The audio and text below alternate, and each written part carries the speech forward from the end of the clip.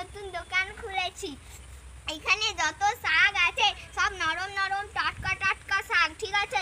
এখানে পিফাও আছে, দেখুন দেখুন ওই যে আমি চাষ করেছি, ওই দেখুন আমার একটি খদ্দের আসছে দূর থেকে, দেখুন একবার আপনারা খেলে একবার ভুলতে পারবেন না।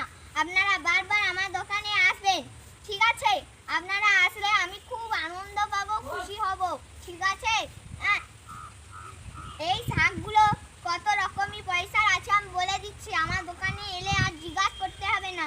এইটা 10 টাকা, দেখুন এইটা 100 টাকা, এটা 80 টাকা, এটা 10, এটা 15, এটা হচ্ছে 99 টাকা, এটা 90 টাকা।